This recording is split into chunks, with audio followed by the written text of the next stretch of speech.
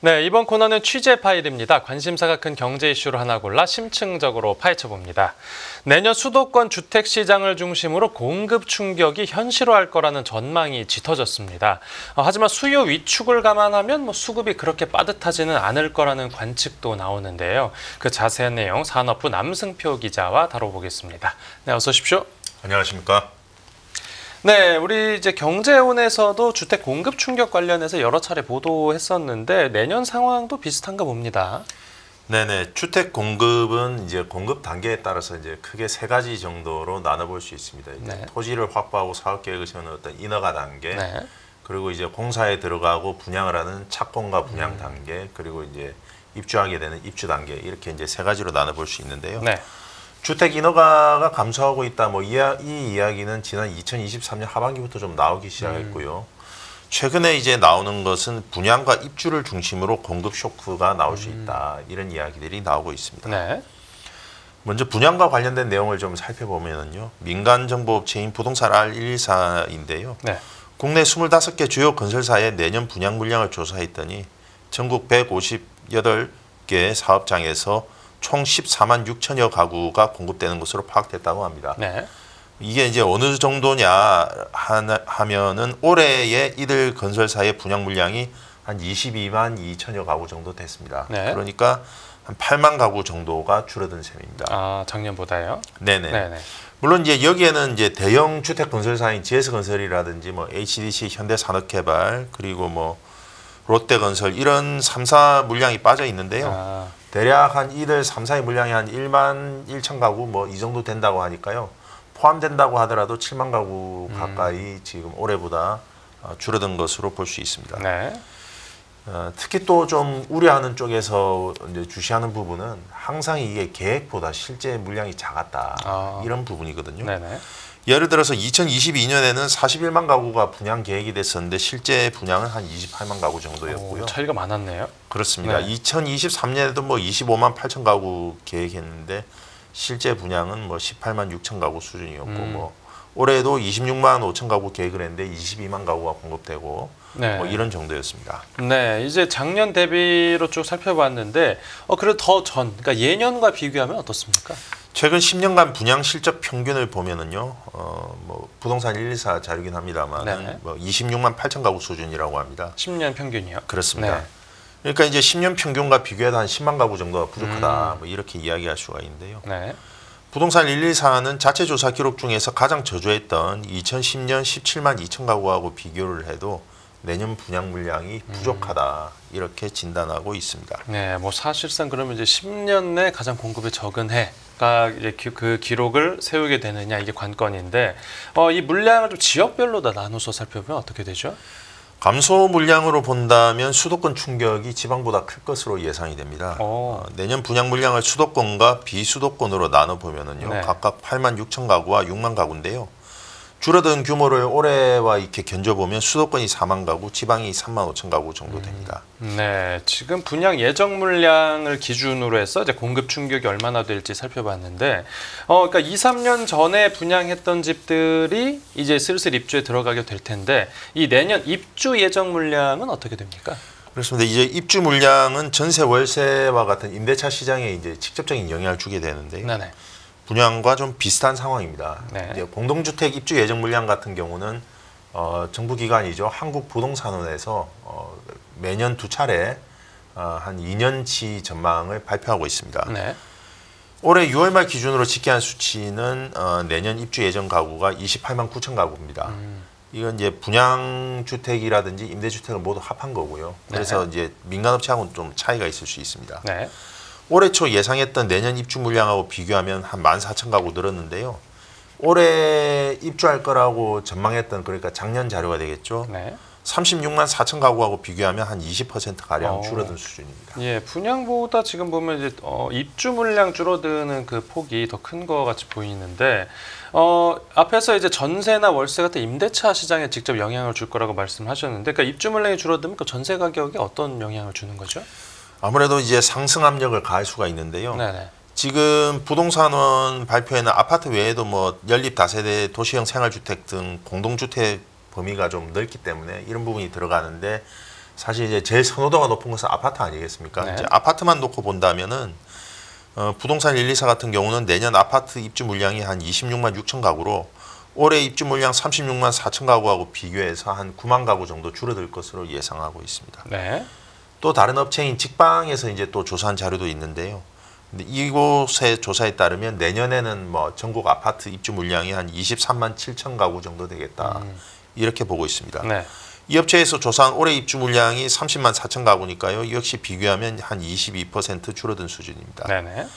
직방에 따르면 2021년 23만 6천 가구 이후 가장 작은 물량이라고 합니다. 네. 직방은 수도권과 비수도권의 내년 입주 물량은 각각 11만 900 가구와 12만 6천 가구로 올해와 비교하면 각각 27%와 17% 줄어든다고 밝혔습니다. 네. 수도권도 이 입주 물량도 그러니까 수도권이 조금 더 많이 줄어드는 모습이네요. 상대적으로. 네. 다만 서울 같은 경우는 내년에 입주 물량이 한 3만 1천 가구 정도 예상이 돼서 네. 올해 2만 3천 가구보다는 늘어날 것으로 예상하고 있습니다. 서울 같은 경우에만 늘어난다. 그렇습니다. 네. 왜냐하면 이제 재개발, 재건축 등 정비 사업이 완료된 이 대단지 물량이 나오기 때문인데요. 하지만 경기도와 인천 같은 경우는 각각 42%와 28%씩 입주 물량이 감소할 것으로 예상하고 있습니다. 네, 그렇군요. 지금 공급 충격 얘기를 나누고 있는데 그 부동산 시장이 지금 이렇게 불안한 거에 대해서 뭐 정부 쪽에서도 모르고 있지는 않겠죠. 네네네.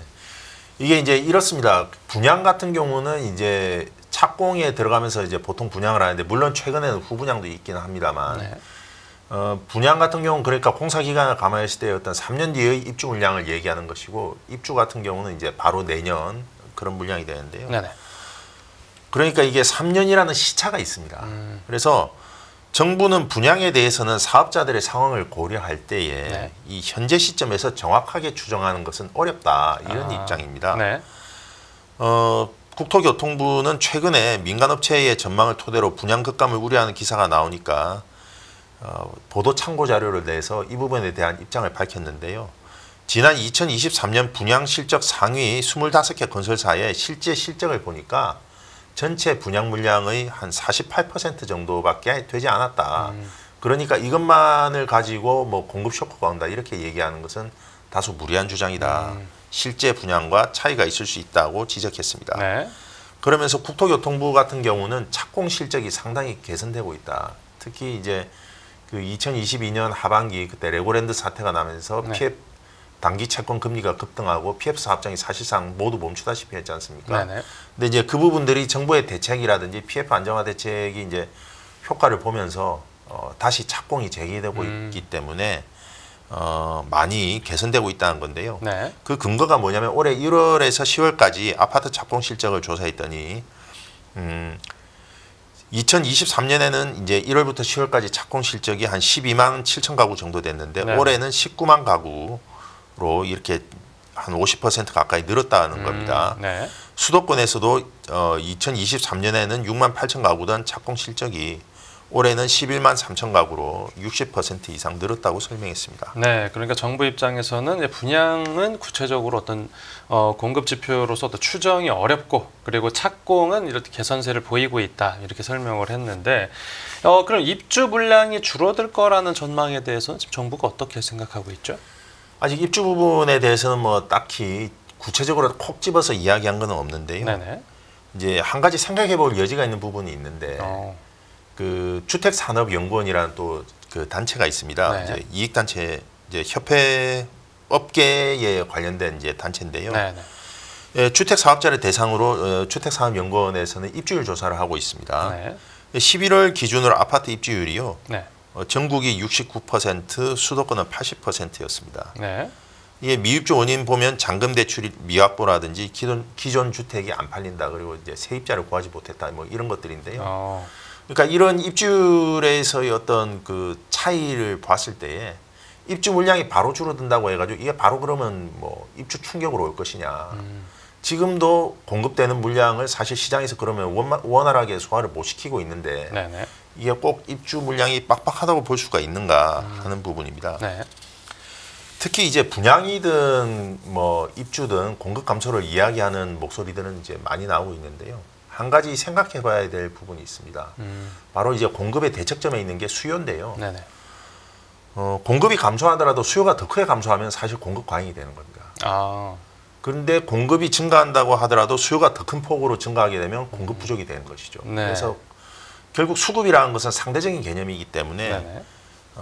좀 수요 쪽을 살펴볼 필요가 있다 이렇게 말씀을 드리고 싶습니다. 네, 그 얘기는 그러니까 공급도 중요한데, 그러니까 수요도 같이 봐야 된다. 그러니까 뭐 공급이 좀 부족한, 공급이 줄어드는 부분이 뭐 그렇게 크게 문제가 되지는 않을 수도 있다. 이런 말씀이신 거죠. 그렇습니다. 이 절대적인 공급량을 가지고 이야기하는 것은 다소 좀 과도한 추정이 될 수도 있다. 왜냐하면 이게 소비재처럼 매년 사라지고 뭐 이런 것이 아니거든요. 네네. 주택이 또 내구연한이 뭐 지금은 재건축이 30년으로 당겨졌습니다만은 뭐 40년, 50년 이렇게 사용할 수 있는 것이니까요. 네. 그래서 이제 수요에 대한 부분을 잘 이제 이야기를 하지 않기 때문에 공급 지표만 보면 이게 크게 부족한 게 아니냐 이렇게 생각할 수 있는데요. 근데 수요라는 게 뭐 측정이 됩니까? 이게 이제 수요 예측이 사실 쉽지가 않습니다. 수요도 이제 공급 지표와 마찬가지로 세분화해서 살펴보면 어떤 사람들이 기본적으로 깔고 가는 어떤 선호라는 부분. 이왕이면 특정 지역을 얘기하는 건 그렇습니다만 비싸고 뭐 사람들이 선호하는 그런 데를 가고 싶어 한다. 이게 어떤 선호가 될 수 있고요. 네네. 그다음에 내가 결혼을 했다든지 출산 등으로 인해서 아이를 양육해야 되고 그래서 주택이 필요하다. 이런 부분을 이제 영어로는 니즈 그리고 우리말로는 또 이제 소요라고 할 수가 있거든요. 네. 어떤 필요. 여기에 이제 구매력이 합해졌을 때에 이제 수요라고 볼 수가 있는 겁니다. 네. 그러니까 수요는 주택이 필요하면서 필요한 주택을 구매하거나 임차할 수 있는 구매력을 갖춘 사람을 가리키는데요. 현재로서는 이런 수요에 대한 그 공신력 있는 그 조사 결과를 제시하는 곳이 드뭅니다. 네. 이게 조사가 어려워서 그런 부분인데요. 근데 국토연구원에서 이제 10년 단위의 장기주거 종합계획을 제시할 때에 보통 이런 신규주택 수요를 발표를 하는데요.